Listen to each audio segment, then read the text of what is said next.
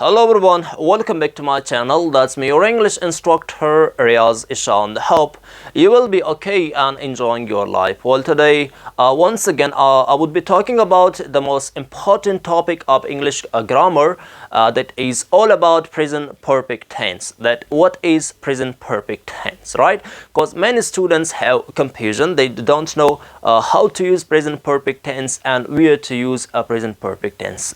Right, as you know that I have started the journey of English tenses, and we have learned almost 6 tenses, right? Today I will be talking about present perfect tense, that what is present perfect tense. And this video I will clarify everything about present perfect tense, that what is present perfect tense exactly, and how we can create its structures, formulas, and how to identify it in Urdu grammar, and how to identify an English grammar.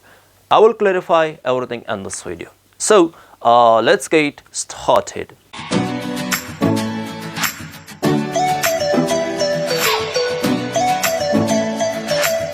Well, په نننۍ ویډیو کې به تاسو ته ښایم چې present perfect tense څه ته وایي. لکه څنګه چې تاسو ته معلومه ده چې موږ تاسو almost شپږ tenses زده کړو. په نوې ویډیو کې به تاسو د ومنی ټینس په باره کې وایم چې هغه کې موږ سره د present perfect tense چې present perfect tense څه ته وایي او دا موږ چېرته استعمالوو. صحیح ده. نه غواړم چې دا ویډیو مې رانه غټه شي. شارټ ویډیو کې درته هر څه وایم ځکه چې دا ټینس اگر چې کمپلیکیټډ ده، خو یو شارټ ویډیو کې انفارمیشن درته مطلب هر څه در سره شیر کوم چې تاسو ډېر اسانۍ سره پې پوه شئ او بورینګ هم نه شئ. صحیح ده. نو پهله یوزیج د دې present perfect tense دا ده چې it is used to focus on the consequence of the past event. مطلب دا ده چې present perfect tense چې کوم ده دا موږ سره دې دپاره استعمالیږي چې دا موږ سره فوکس وکړي، نظر واچي په هغه ریزلټ باندې، په هغه نتیجه باندې چې کومه ریزلټ موږ ته د پاست ایونټ او سچویشن نه موږ ته راوځي. لکه څنګه هغه دا اگزامپل I have done my homework، مطلب ما homework لیکلی ده، میں homework لیک چکا ہوں. صحیح ده. نو د دې مطلب دا ده چې I want you to be informed that I have done my homework. زه غواړم چې مطلب تا دې سره انفارم وکړم، نتیجه دا ده چې دا موږ سره څه خبرداری ورکوي چې ما homework کړی ده. چې کوي دا صرف فوکس کوي on the consequence of the past event. صحیح ده. او دومنی یوز د دې دا ده چې present perfect tense it is used to talk about those action which started in the past and still continue in present. چې present perfect tense دا موږ سره د هغه اکشن په باره کې خبره کوي چې هغه موږ سره په پاست کې سٹارټ شوي او اوس هم جاري. هغه څنګه؟ هغه دا چې فار ایگزامپل که تاسو یو ایگزامپل درکړم چې I have known Ali for 3 years. مطلب دا چې زه علي پیژنم 3 کالو راهیسې.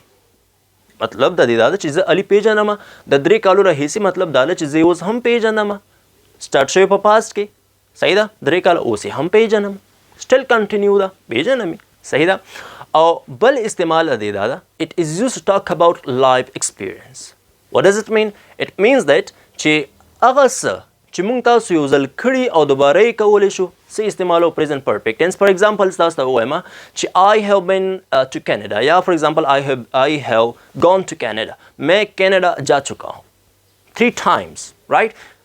I'm just kidding that I haven't gone there, but I'm giving you example that I have gone to Canada 3 times. मैं कनाडा 3 दफ़ा जा चुका हूँ. صحیح ده. نو مطلب زه کینیډا 3 ځلې تللی یم. د دې مطلب دا ده چې زه 3 ځلې تللی یم، دوباره هم تللی شم. لایف ایکسپیرینس ده، دوباره هم تللی شم. نو موږ کوم ټینس استعمالو؟ present perfect tense استعمالو.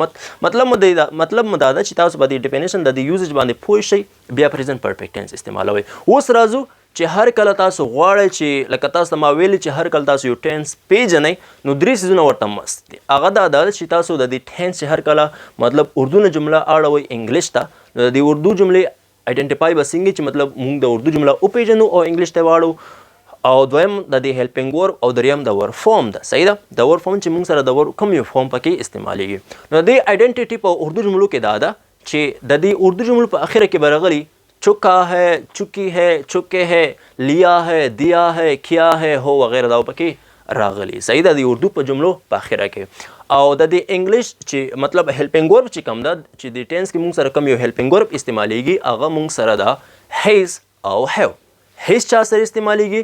هیز چې کوم ده he سره she سره it سره او singular noun سره مونږ his استعمالو او have چې کوم ده you سره we سره they سره او plural چې کوم noun ده هغې سره هم استعمالو او هر سره I سره هم have استعمالو. صحیح ده.